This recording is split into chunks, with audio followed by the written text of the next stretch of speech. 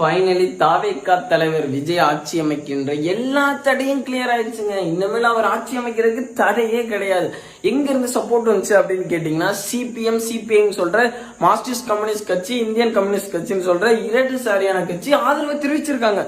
இதுக்கு ரீசன் என்ன அப்படின்னு கேட்டீங்கன்னா, ஆளுநர் ஆட்சி வரக்கூடாது, பாஜக உள்ள வரக்கூடாது. இதுல மட்டும் அவங்க கன்ஃபார்மா இருக்காங்க. அதனாலதான் எல்லாரும் விஜய்க்கு ஆதரவு தெரிவிச்சிருக்காங்க. மக்களால் தேர்ந்தெடுக்கப்பட்ட ஒரு தலைவன் ஆட்சி அமைக்கணும் அப்படின்னு சொல்லி அவங்க எடுத்த ஒரு முடிவு இங்க நின்று இருக்கு. விசிகா தலைவரும் இதுக்கு ஆதரவு தெரிவிக்க போறாரு. இன்னும் ஒரு ஹாஃப் அன் ஹவர்ல அவரும் பேட்டி கொடுத்துருவாரு. சோ விஜய்க்கு இருந்த எல்லா தடையும் கிளியர் ஆயிடுச்சுங்க. அவர் இப்ப ஆட்சியை பத்தி தான் யோசிக்கணும். சோ இதுல இருந்து அந்த கட்சிக்கு என்ன ஒரு வேண்டுகோள் வச்சிருக்காங்கன்னா, திமுக சொன்ன அந்த நலத்திட்டமும் இருக்கணும், அதை நீங்க மறக்க கூடாது அப்படின்னு சொல்லி வலியுறுத்தல் வச்சிருக்காங்க. ஆனா இதுக்கு பின்னாடி இருக்கிறது யாருன்னு கேட்டீங்கன்னா மு க ஸ்டாலின் தான். ஏன்னா அவங்க ஆட்சியில இருக்கவங்க அவங்க கூட இருந்தவங்க இங்க ஆதரவு தெரிவிச்சிருக்காங்க. ஆனாலும் நாங்க அவங்க கூட தான் இருப்போம் அப்படின்னு சொல்றாங்கன்னா, அவங்கள்ட்ட கேட்காம வந்திருப்பாங்கன்னு நினைக்கிறீங்களா? இருந்தாலும் யாரும் உள்ள வரக்கூடாது, மத்த கட்சி பாஜக ஆளுநர் உள்ள வரக்கூடாது அப்படின்னு ஒரே முடிவுக்காக இவங்க எல்லாரும் ஒண்ணு சேர்ந்திருக்காங்க.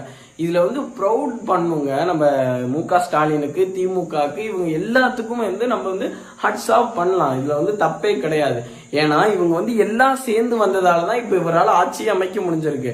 ஆனா மக்கள் நினைச்சது யாருன்னா, தாவேகா தலைவர் விஜய் வரணும் அப்படின்னு சொல்லி அந்த ஒரு காரணத்துக்காக தான் எல்லாரும் ஒண்ணு சேர்ந்திருக்காங்க.